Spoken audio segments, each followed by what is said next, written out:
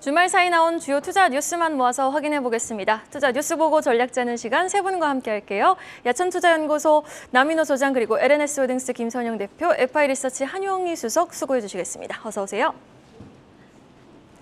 투자 뉴스 바로 확인해 보겠습니다.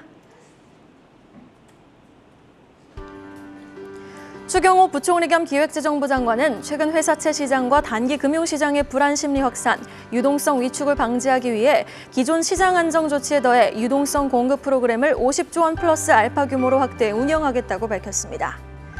카카오가 율촌 태평양 두 로펌과 손을 잡았습니다. 주식회사 SKCNC가 김앤장 법무법인을 대표 로펌으로 선임한 가운데 양사 간의 법적 공방이 본격화될 전망입니다. 폴란드가 보병 전투 장갑차 레드백 도입을 검토하고 있는 것으로 알려졌습니다. 걸그룹 블랙핑크가 K-팝 가수 최초로 영국 음악 축제인 하이드파크 브리티시 썸머타임 페스티벌에 출연합니다.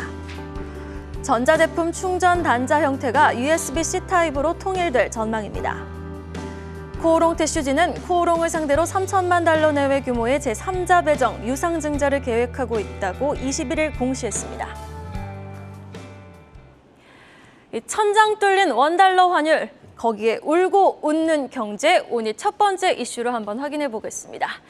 연말 1,500원 도달은 시간 문제다라는 기사가 기정사실화된 것처럼 쏟아져 나왔는데요. 환율 관련 기사, 11월에도 자이언트 스텝이 지금 예상되는 만큼 연말까지는 달러 강세 기조가 계속해서 이어지겠죠, 남인호 소장님? 네, 지금까지 상황으로 봐서는 그렇게 보셔야 될 것 같습니다.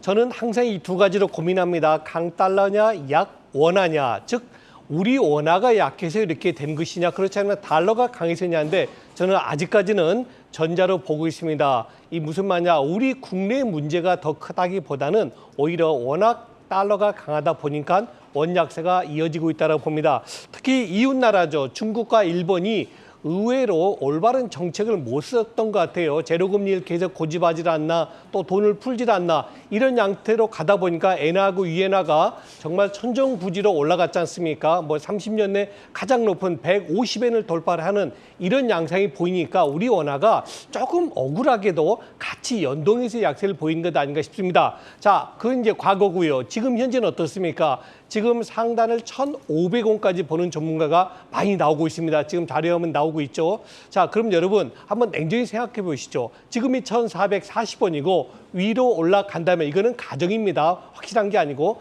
위로 올라간다면 1,500원이고요. 아래로 내려간다면, 이건 물론 내년이죠. 1,280원까지 보고 있습니다. 외국인 투자가들이 지금 이 상황을 보고 뭘 생각하겠습니까? 아, 내가 여기서 원화 약세를 더 본다면 약 한 3% 정도, 50원 정도 감리하는데 만일 원화가 강세로 전환된다면 내년에 1,280원? 와, 그럼 가만히 앉아서 내가 10% 이익을 보는 거래? 이런 느낌을 가질 겁니다. 외국인 투자가들은 늘 주식 시세 차익도 중요하지만 항상 환차익을 보는 것이 최근 외국인 투자가들의 한국 증시를 긍정적으로 보는, 좋게 보는 한 요인이 아닌가라고 저는 판단하고 있습니다. 네, 이렇게 금리를 급격하게 인상함에 따라서 달러 강세 후폭풍으로 고통을 겪는 거는 투자자뿐만이 아닙니다. 펀더멘털 대비 부채가 많았던 곳, 즉 약한 연결고리부터 바로 탈이 났는데요. 레고랜드발 바로 자금 경색 비상에 결국 정부가 돈을 풀었습니다. 김선영 대표님, 채권 시장에 무려 50조 원 플러스 알파 규모의 유동성을 공급한다고요? 네, 맞습니다. 일단 시장은 레고랜드 사태였죠. 굳이 일어나지 않아도 될 만한 사태, 불필요하게 이제 발생한 건데요. 이제 자산 유동화 기업은 이제 ABCP 부실 사태 때문에 회사채 시장 분위기 좀 안 좋습니다. 갑자기 안 좋아졌고요. 이 시장의 자금 경색 우려가 좀 최근에 커지면서 이제 정부가 50조가 넘는 유동성을 공급하겠다라는 이런 계획을 발표를 했습니다.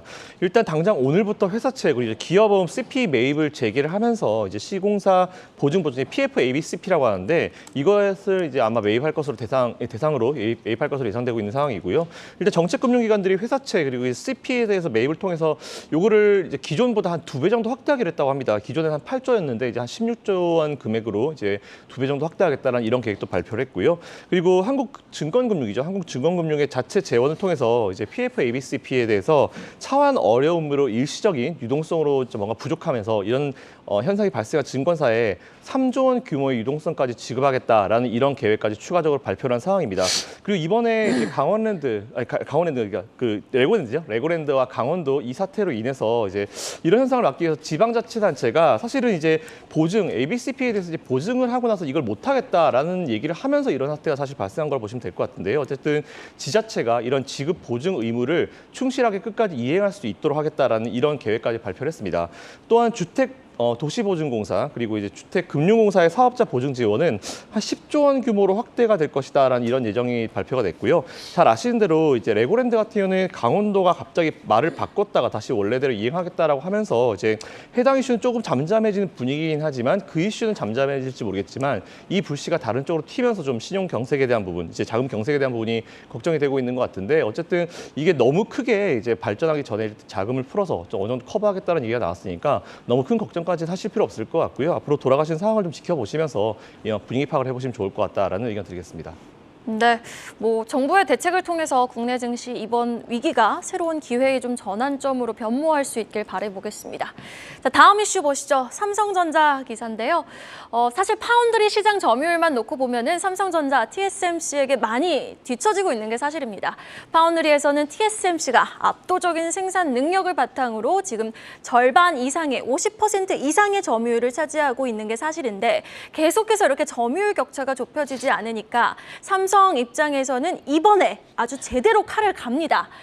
삼성이 생산 능력을 위한 공정 투자에 나선다고요, 남인호 소장님? 네, 그렇습니다. 지금 해수앵커께서 정확히 핵심을 다 짚어버렸습니다. 시장 마켓 시어가 지금 TSMC는 53% 그리고 삼성전자는 17%입니다. 3배 차이가 납니다. 그 3배 차이를 단숨에 잡겠다 쉽지가 않습니다. 그런데 금년 중반까지만 해도요, 삼성전자는 TSMC하고 단순 경쟁을 하겠다 그랬는데요. 쉽게 말하면 몸싸움을 안 하는 축구를 하겠다는데 이번에 삼성전자가 전략을 좀 바꾼 것 같습니다. 전통 분야 그리고 특화 공정 부분 이게 뭐냐면은 TSMC 파운드리의 원 텃밭이거든요. 거기에 삼성전자가 진입하겠다는 겁니다. 말 그대로 축구로 말하면 이제 어깨싸움도 하고 몸싸움도 하겠다는 뜻이죠. 자, 저는 여기서 또 한 가지 한번 우리가 관심을 가져야 될 부분이 있습니다. 어제 중국 시진핑의 3기가 공식 출범했습니다. 자, 과거 같으면 시진핑 주석 외에 다른 6분의 정치국 상무위원이 다른 파도 있었습니다. 집단체제죠. 근데 어제 어떻습니까? 시진핑을 중심으로 한 나머지 6 정치 상무위원들이 모두가 다 시진핑과 친하거나 혹은 그 아래에 있었던 분들입니다. 이 얘기는 무슨 이야기죠? 지금의 정책이 더 강해질 수 있다. 다시 말해서 대미 강경론이 더 확대될 수 있다는 부분이고요. 그 핵심에는 뭐가 있습니까? 대만이 있습니다. 저는 그래서 이런 측면으로 본다면 앞으로 5년간은 상당히 TSMC보다는 삼성전자가 좀 더 유리한 여건이 될 수 있지 않겠냐. 이건 물론 정치적인 문제입니다만 이것이 궁극적으로는 경제적으로도 그리고 반도체 분야에서도 어떤 지각 변동, 시장의 변화를 줄 수 있는 큰 요인이다라고 보여집니다. 바로 이것을 외국인 투자가들이 읽고 최근 들어서 9월 중순 이후로는 꾸준하게 삼성전자를 매집하고 있지 않습니까? 이런 부분이 아마 외국인들은 좀 더 긴 안목에서 삼성전자가 언젠가는 TSMC를 잡을 수도 있다. 이런 판단을 내린다고 저는 생각하고 있습니다. 네, 언젠가는 그런 날이 반드시 와야죠. 자, 이렇게 공격적인 파운드리 공정 투자에 나서서 TSMC의 기존 좀 고객사 영입을 시도하는 삼성. 관련해서 좀 수혜가 예상되는 종목들은 어떤 종목이 있을까요, 한용희 수석님?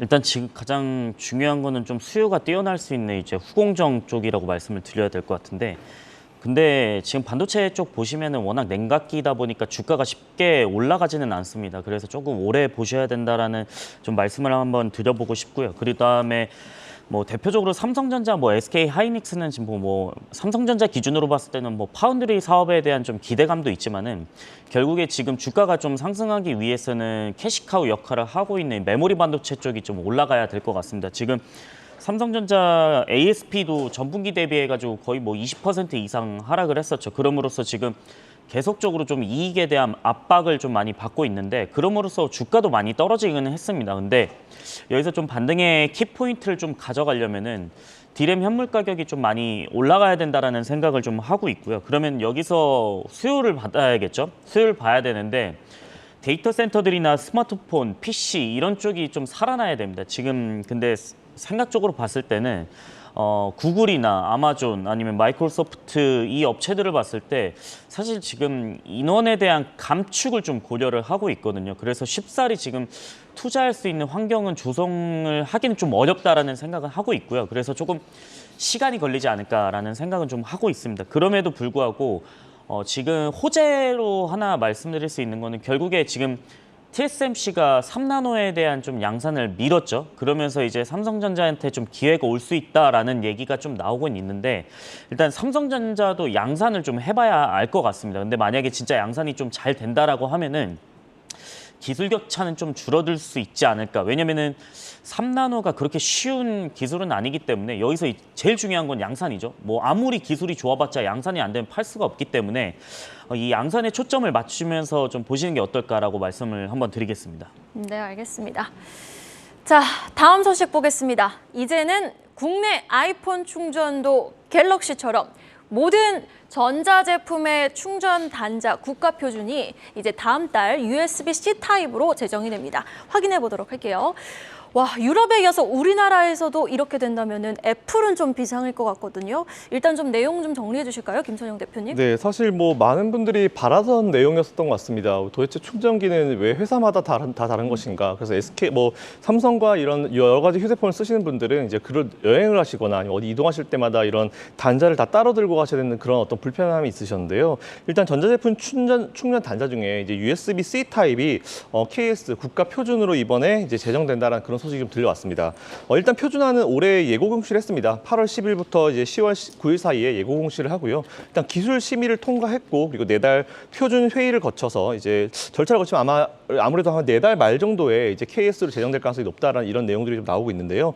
그간 국내뿐 아니라 이제 해외 제품도 마찬가지로 뭐 휴대전화나 태블릿 PC, 뭐 소형 제품의 전원 공급 전송에 다양한 접속 단자와 통신 방식이 존재해서 뭐 환경 문제 그리고 비용 문제로 인해서 굉장히 좀 불편함을 겪었는데 반면 유럽에서는 EU 집행위원회가 전자폐기물 감소 그리고 국민 편의 증진을 목적으로 USB-C C 타입 중에 정기 표준화 법안을 EU 의회와 이사회에 제출했다고 합니다. 그래서 이사회 승인 절차를 앞두고 있다라는 그런 내용이 좀 나왔는데요. 일단 우리나라도 이렇게 될 것 같고요.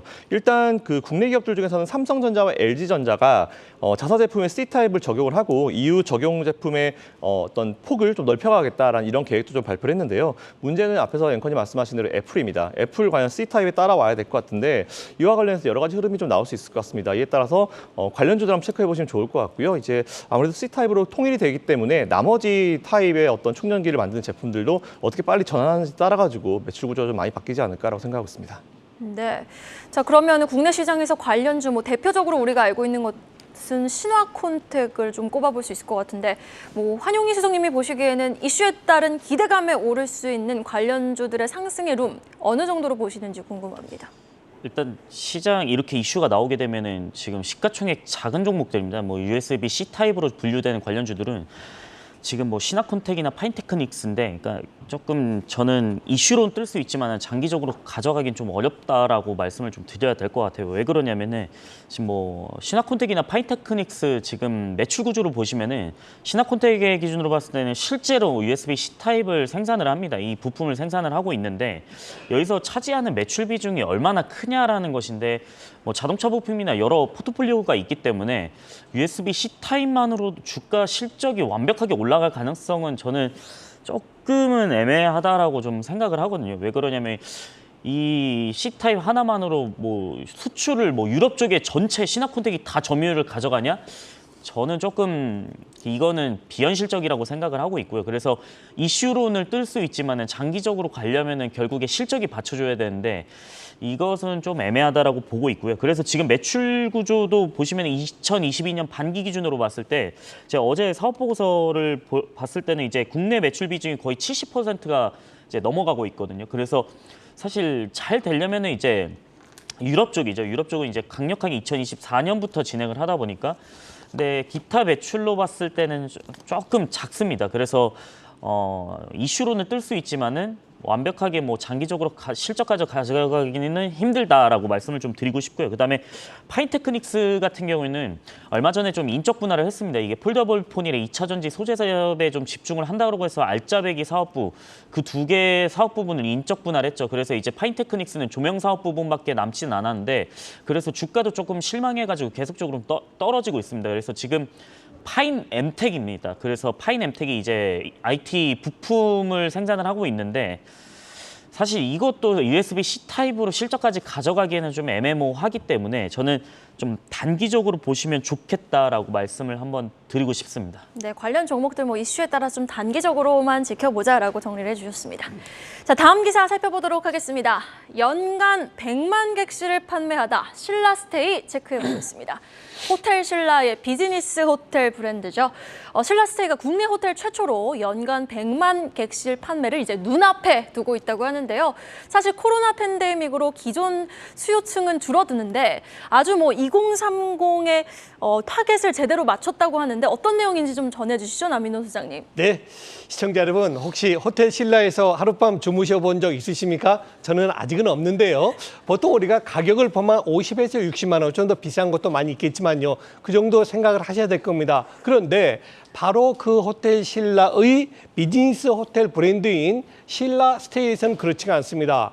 어찌 보면은 단돈이라 그러면 조금 어폐가 있나요? 단돈 6, 7만 원이면은 신라 스테이션 주무실 수가 있습니다. 이부진 사장이 이런 얘기를 했죠. 워스테이션, 다시 말해서 워킹하고 베케이션을 합친 거죠. 워케이션이라는 그 신단어를 내면서 일도 하면서 휴식을 취할 수 있는, 휴가를 얻을 수 있는 그게 이제 워케이션 아니겠습니까? 바로 그것에 신라 스테이가 가장 적합한 그런 호텔이다라고 분석이 된 겁니다. 자, 이것만 끝이 아니고요. 최근 들어서는 이제는 약간 리오프닝, 다시 말해서 코로나에서 벗어나는 움직임 나오고 있지 않습니까? 이렇게 리오프닝, 경제가 재활성화된다면은 아무래도 여행객들도 많이 늘 것이고요. 이제 일본하고 우리 한국도 여행 자유화가 됐기 때문에 언제든지 일본 관광객이 한국에 오게 된다면 똑같은 신라 호텔에 가기는 부담스럽지만은 신라 스테이 가서 주무시는 것은 전혀 문제가 없다고 생각이 됩니다. 자, 마지막입니다. 중요한 거죠. 주가 수준입니다. 이렇게 작년에 적자였던 신라 스테이가 금년에 흑자로 전환됐거든요. 그럼에도 불구하고 지금 호텔 신라의 가격은 어떻습니까? 여전히 7만 원대, 지금 7만 2,500원인데요. 여전히 바닥권에 있기 때문에 우리 시청자분들이 좀 더 관심을 가지시는 게 좋겠다 말씀드리겠습니다. 네, 맞아요. 지금 호텔 신라 지금 기간 조정을 받고 있는 상황인데요. 수급을 보면은 이달 들어서 외국인이 매수하고 있거든요. 지금 앞으로의 흐름 호텔 신라 어떻게 보고 계십니까, 한용희 수석님?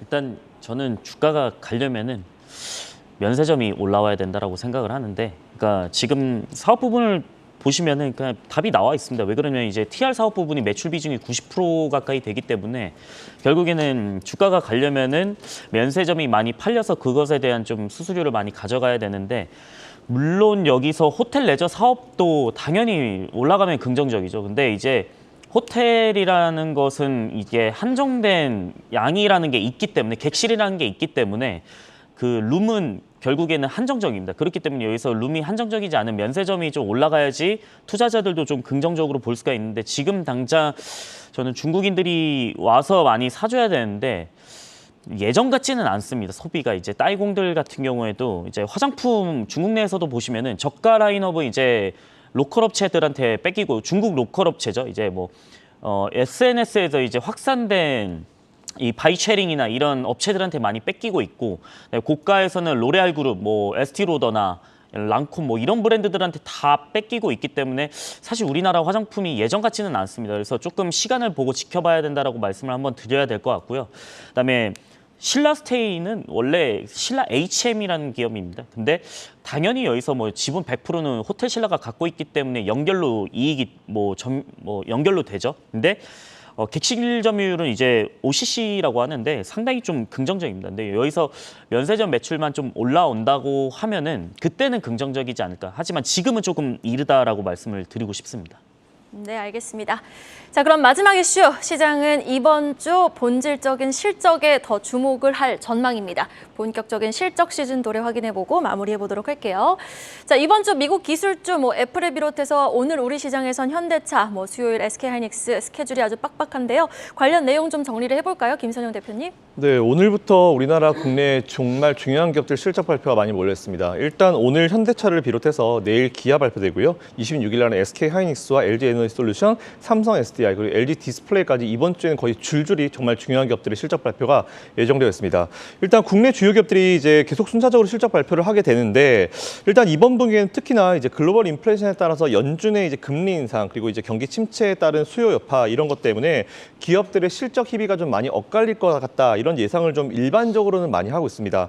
특히 이번 분기 같은 경우는 제가 봤을 때는 이제 국내 배터리 업계 같은 경우는 그래도 그나마 전기차 시장, 세계 전기차 시장의 어떤 성장세의 수혜를 좀 받지 않을까라고 생각하고 있는데, 일단 실적에 대한 컨센서스가 미국이든지 우리나라든지 좀 많이 내려가 있습니다. 근데 최근에 보시면은 실적에 대한 우려감으로 이제 굉장히 걱정을 좀 많이 하시는데, 제가 지난주에 한번 말씀드렸던 대로 YOY 대비해서는 좀 많이 떨어질 수 있습니다. 하지만 지금 이럴 때는 이제 YOY 이런 것보다 퍼센티지보다는 절대적인 수치에 좀 집중을 해보실 필요가 있을 것 같다는 좀 말씀을 드리고요. 그리고 오히려 이제 미국의 케이스를 우리가 생각해 봤을 때 많이 떨어진 컨센서스를 우리가 좀 이걸 달성해 줬을 때 오히려 생각보다 많이 안 좋을 거라 생각했는데, 생각보다 괜찮네, 이런 식으로 이게 사실은 심리적으로 완전히 주가에 호재적으로 작용할 수 있기 때문에 이미 주가 많이 밀렸습니다. 그래서 더 이상 밀릴 구간이 있을까 싶을 정도로 많이 밀려 있는데, 어쨌든 기업들이 발표되는 컨센보다 실제로 발표가 잘 되는지 안 되는지 좀 지켜보시면서 이제 여러분들 보유 계신 기업들 이제 실적을 한번 체크해 보시면 좋을 것 같다라는 말씀드리겠습니다. 네, 절대적인 수치에 좀 주목을 해보자라고 정리를 해주셨는데, 지금 업종으로 보면은 솔직히 가장 기대감이 높은 거는 배터리가 아닐까 싶어요. 현대차도 리콜 비용 충당금 이슈로 지금 기대치가 많이 밑돌 것 같지 않습니까? 좀 내용 좀 정리해 주세요, 한용희 지성님. 일단 제가 조금 아쉬운 게 지금 제가 표를 가져왔는데 조금 못 띄워드려서 아쉽고요. 그래서 제가 좀 말로 설명을 드리자면은, 제가 그 소재 업체들을 데이터를 다 그 수기로 하나하나 다 봤는데, 네, 결국에는 저는 괜찮다라고 판단합니다. 3분기 실적은 잘 나올 것 같아요. 왜 그러냐면 배터리가요? 아니면 전반적으로요? 그 양극재 쪽입니다. 왜냐면은 양극재가요? 지금 네. 리튬이온 배터리 중에 원가 비율의 30% 40%를 차지하는 게 양극재이기 때문에 지금 결국엔 소재 업체 중에서는 양극재를 좀 많이 봐야 된다라고 생각을 하고 있는데요. 그다음에 음극재 중에서는 이제 포스코 케미칼도 있고 대주전자 재료도 있죠. 근데 양극재는 크게 세 가지 회사가 있습니다. 에코프로비엠하고 LNF랑 이제 포스코 케미칼, 코스모 신소재 이렇게 있는데, 저는 지금 지역별 수출 물량을 봤을 때 청주 쪽이랑 대구 쪽이랑 포항 쪽이 계속적으로 좀 그 성장을 하고 있습니다. 지금 3분기 때. 청주 쪽은 우리가 흔히 아는 에코프로비엠 오창 공장이 있죠. 그다음에 대구 쪽에는 LNF 공장이 있죠. 그다음에 포항 쪽에도 이제 에코프로 공장이 있습니다. 근데 지금 청주 쪽하고 대구 쪽의 성장률이 좀 어마어마하게 좀 많이 늘어나고 있습니다. 근데 2분기 대비해서 QOQ 기준으로 얼마만큼 늘어났느냐? 청주 쪽이 41%가 늘어났고, 그다음에 대구 쪽이 40% 정도 늘어났습니다. 그러면은 에코프로비엠도 2분기 대비해서 3분기 실적도 여전히 좋다라고 생각을 하고 있고요. 그다음에 대구 쪽은 LNF죠. LNF도 2분기 대비해서 3분기도 여전히 좀 긍정적이다라고 말씀을 드릴 수가 있겠습니다. 그래서 지금 환율 효과까지 맞춰질 수가 있을 것 같아요. 왜 그러냐면은 지금 분기 수출 금액이 그 지난 분기가 이제 대구 쪽으로만 봤을 때 6억 달러 정도 됐는데, 이번에 대구 쪽에서 한 8억 6천만 달러 정도 수출 금액이 나왔거든요. 그래서 이거 환율 효과까지 감안을 하면은 에코프로비엠하고 LNF 조금 성장이 있을 수도 있겠다라는 생각이 좀 많이 들더라고요. 그래서 전체적으로는 우리나라 양극재 수출이 31%가 QOQ 기준으로 늘어났습니다. 그래서 저는 소재 업체들은 여전히 좀 긍정적이라고 말씀을 좀 드리겠고요. 그다음에 그 완성셀 업체들 에너지 솔루션이나 SDI나 SK온 같은 경우에는 조금 장기적으로 보셔야 되는 게, 일단은 완성차 업체들하고 협약 조인트 벤처를 얼마나 설립하는지를 좀 보시면 좋겠다라고 말씀을 한번 드리고 싶습니다.